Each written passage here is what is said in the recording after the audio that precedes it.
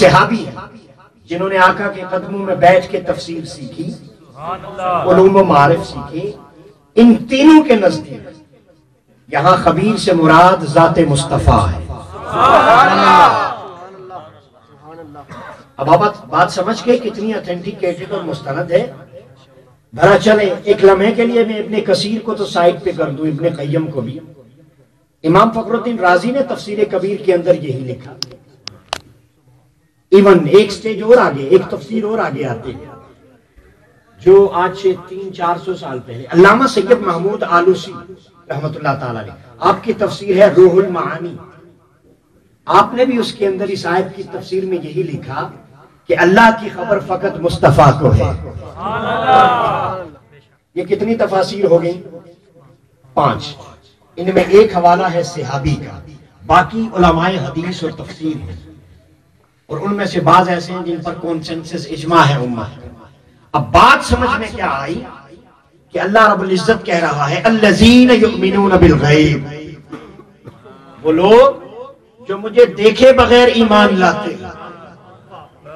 اب سمجھ میں نہیں آ رہا تھا بن دیکھے کیسا ایمان ہے، فرمایا مجھے تو نہیں تک سکتے، اگر میری خبر لینی ہے تو پہلے میرے مصطفیٰ کی خبر لینی ہے۔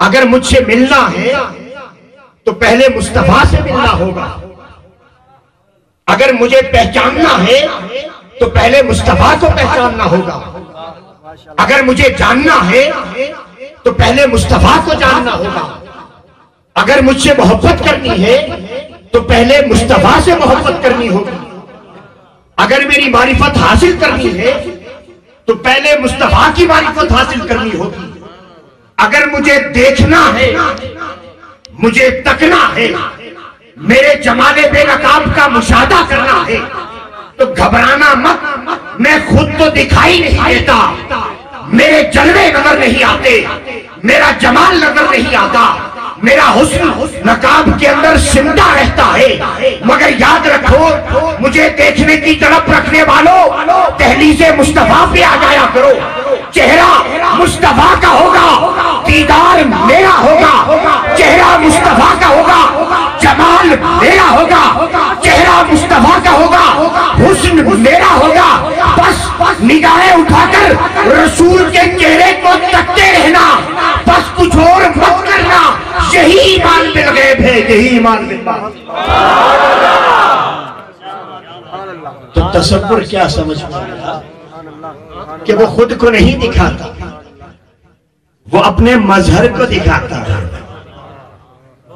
تاکہ لوگوں کو سہارا رہے۔ کوئی پوچھے ہم سے، مجھ سے کوئی پوچھے کہ آپ کس کے بیٹے ہیں، انسان کا پہلا حوالہ اس کا نسب ہوتا، پہچان۔ میں فخر سے کہوں گا میرے والد صاحب ہیں، تعارف کرواؤں گا، تو اللہ رب العزت جس نے ساری کائنات کو تخلیق کیا وہ انسانوں کے لیے تو پہچانے بنا رہا ہے، کیسے ناممکن ہے کہ وہ اپنا حوالہ اور تعارف نہ پیش کرے؟ اگر ایسا نہ کرتا تو پھر نسب کی کیا وقت ہے حضور؟ کسی کی کوئی پہچان نہ ہوتی، سارے مکس اپ ہوتے۔ نسب ہوتا ہے سگنیفیکنس کے لیے، ڈگنیٹی کے لیے، تقدس کے لیے، عزت کے لیے۔ تو اللہ سے بڑھ کر کسی کی عزت و حرمت ہے بولیے؟ جب وہ اپنی پہچان کی بات کرتا ہے تو اپنی پہچان مصطفیٰ کی پہچان کہتا ہے، جب وہ اپنی نسبت کی بات کرتا ہے تو اپنی نسبت کا حوالہ ذات مصطفیٰ کو کہتا ہے۔ تو لوگوں، اللہ کی ساری پہچانیں مصطفیٰ میں ہیں، اللہ کی ساری چاہتیں مصطفیٰ کی چاہت میں ہیں، اللہ کی ساری نسبتیں مصطفیٰ کی نسبت میں ہیں۔ تو اب رب کو ڈھونڈنے کی بجائے، در در کی ٹھوکریں کھانے کی بجائے اس در پہ آ جاؤ جو خدا دکھاتا بھی ہے، اس کی خبر بھی دیتا ہے، اس کی محبت بھی دیتا ہے، اور پردے اٹھا کر اس کا جمال بے نقاب دکھاتا ہے۔ یہ پہلا تصور۔ اب دوسرا تصور کیا ہے؟ عیسائی بھی اللہ کو ایک مانتا، کیسے؟ وہ اللہ کو گاڈ کہتا ہے. ایسے ہی ہے نا, یہودی بھی اللہ کو ایک مانتا ہے, وہ انگلش میں لٹریچر میں اس کو لارڈ کہتا ہے. سکھ بھی گرو کی شکل میں اسے ایک مانتا ہے. اب ہم بھی اسے اللہ کے نام سے ایک مانتے ہیں. میرا آپ سے سوال ہے, مانتا یہودی بھی ایک, عیسائی بھی ایک, سکھ بھی ایک, مسلمان بھی ایک ہی مانتے ہیں, برابر ہیں سب ماننے میں, ایک ماننے میں, تو پھر فرق کیا رہا؟